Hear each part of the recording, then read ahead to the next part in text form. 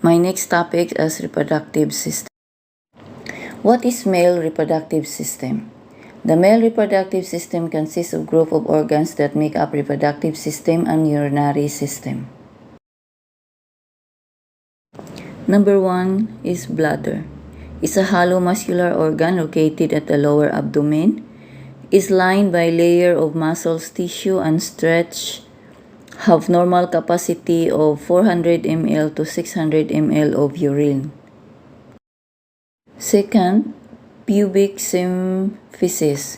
The joint between bones at the front of the pelvis is a cartilaginous joint which consists of fibrocartilaginous interpubic disc. Function: it resistant cell, sharing and compressive forces, and it's capable of small amount of movement. Third is vas deferens, a thick-walled tube in the male reproductive system that transports sperm cells from epididymis. Fourth is epididymis. What is epididymis? A long muscular tube that carries urine or sperm to outside of the body. Function: it transports mature sperm to the urethra in preparation of ejaculation. Fifth is urethra, a tube that connects the urinary bladder to the urinary meatus for the removal of the urine from the body of both male and female. Male urethra is a narrow fibromuscular tube that conducts urine and semen from the bladder and ejaculatory duct. Function: this tube allows urine to pass outside the body. 6 is penis. Male sex organ consists of long shaft that enlarges to form an expanded tip. Is an erectile copulatory organ. Function: to provide means of urination and sexual function. 7 is gland penis, a mushroom-shaped structure serves as a head of a penis. Functions: passage for urine and seminal fluid. 8.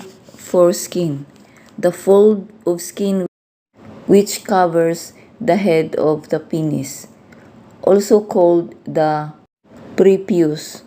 Function: protect the glands and keeps the area lubricated. Built to trigger ejaculation as part of the functional whole that also includes the frenulum glands and urethra. Lastly, testes, also called testicle. These are 2 cm to 3 cm in width and encapsulated in a protective white fibrous capsule. One of the 2 egg-shaped glands inside the scrotum that produce sperm and male hormones. Function: the organ that produces sperm cell. Sperm cell is the male reproductive cell in the form of sexual reproduction, also called spermatozoa, plural spermatozoa, male reproductive cell. Gametes are the organism called reproductive cells. They are also preferred to have 2 as 6 cells. Next is a female reproductive organ. Female organ consists of external structures and internal structures. For external structures, there is mons pubis, soft mound of flesh above genitals. There is labia, a lip-like structures on the outside of the vagina, and clitoris, 6 organ whose sole function is pleasure. And for internal structures, there is vagina, tract from uterus to exterior. Second is hymen, mucous membrane around vaginal opening. Third is cervix, lower narrow portion of uterus. Fourth is uterus, a pear-shaped organ containing growing fetus. Fifth, a fallopian tube, pathway for eggs travel during ovulation. And sixth, ovaries, egg-producing organ. Female reproductive systems disorders. A. Pelvic inflammatory disease.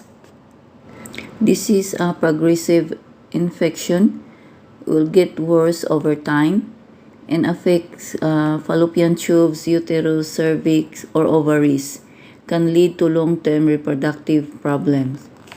Symptoms include foul-smelling discharge, heavier than normal period, painful urination. Causes of this disease: bacteria move upward from woman vagina to cervix, opening to the uterus, into her reproductive organs. Many different organisms can cause PID, but many cases are associated with gonorrhea and chlamydia, two very common bacterial STDs. The second disorder is endometriosis. The tissue begins to grow on the outside of the uterus. Symptoms include severe pelvic pain, constipation, diarrhea, pain when having intercourse, or can cause infertility. Causes of this disorder is menstrual blood containing endometrial cells flows back through the fallopian tube and into the pelvic cavity instead of out of the body.